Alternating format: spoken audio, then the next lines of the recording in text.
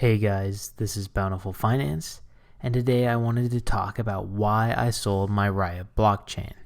So what had happened is I ended up closing out my positions in MARA and then RIOT right here about 6 months ago. And I wanted to explain the reason why I closed it and what I did instead. And actually the reasoning for this is very simple, and I've kind of made this diagram to help explain it. And this is somewhat predicated on the knowledge of how miners work, and so this diagram will help with that for those of you who aren't super familiar. Some of my past videos have explained it in more detail. But here you can see somewhat of a lottery situation. We've got a huge pile of cash, and there's some people who have their tickets with a chance at the cash. So it's pretty obvious here who has the highest likelihood of winning the cash and making money. And that would be this person right here, very happy. They've got the highest chance. Now that doesn't mean this person over here cannot win the cash. It just means that it's fairly unlikely that it would happen. And so if this lottery was played over and over again, in the long term, we would expect this guy right here to come out very far ahead. And this is analogous to how mining works. So if we replace these people with Bitcoin miners, we have a very similar situation. This is the block reward. This is how the miners can make their money. They're all going to have a certain chance at making the money. And over time, whoever has the highest chance ought to win the most money. It's by no means guaranteed, but that's how it would work. And so when these miners are listed on the stock exchange, it's pretty easy to see their prices. And with that, we can see how much we are being charged per ticket in this lottery. So in this case, with the prices I've chosen here, you could see that actually we don't want anything to do with the person with the highest chance. It's actually this person on the far left who would make the best investment because we're paying the least amount of money per chance at the lottery. And so this is exactly what happened with MARA and RIOT. They were the premier miners for the time. They had the highest chance, at least for the public companies that you could invest in, at the Bitcoin rewards for the blockchain. And so it made a lot of sense. But as this price ended up going higher and higher and higher, that made less and less sense because MARA and RIOT were going up much quicker than other companies. Now, these prices you see here aren't reflective of any miners in particular or prices at that time. These are merely an example. But the bottom line is MARA and RIOT had their prices surge at a greater rate than some of the competitors. So even though some of the miners weren't premier, they were pretty good, at least from a standpoint of the value of their hash rate. And so these kind of ancillary miners would make you very happy to be invested in, whereas you'd be less happy with some of the others. And so I sold my RIOT and MARA, and I got into some other miners. And I can show you what this kind of looks like.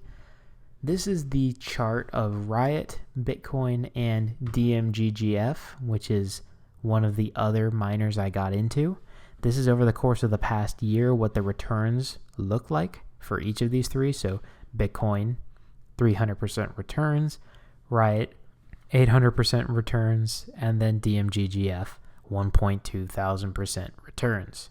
Over the past 6 months, it's not looked quite as good, much more muted returns. So for me, really, there was no benefit of making this move. There was also some miscalculations along this way.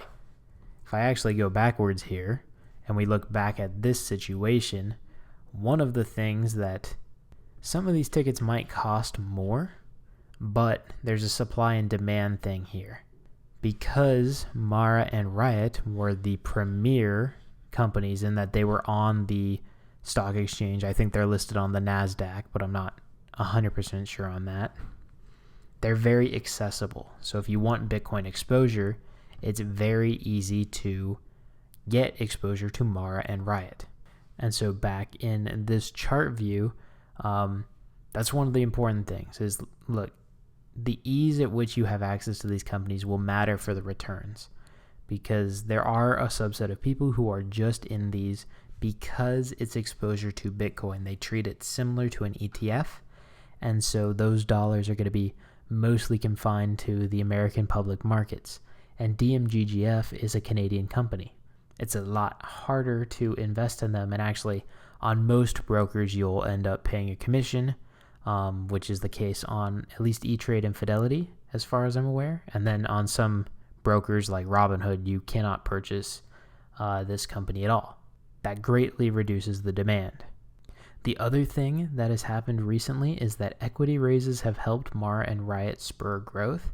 So instead of, again, looking back at this other diagram, instead of this ticket permanently costing, $13, and it's just a one-to-one thing, you buy your entrance into the stock and you have just your chance at the lottery. What MARA and RIOT and these other companies as well have done is they'll sell additional equity to fund future endeavors. Now, the thing is, when your equity surges so much that you're a $3 billion company like MARA is today, you can raise a lot more capital and grow quicker. So they might be able to increase their ticket pool faster than the other companies and become a greater share of the overall ticket pool. That would then drop this price and again balance things out again. So that kind of explains the negatives of my decision and kind of why these last 6 months have been kind of meh. Now that's also with significant headwinds for Bitcoin as a whole right now. There's been a lot of issues, and we can go over that in much more detail in other videos, as well as look at other companies, because I'm not just interested in cryptocurrency.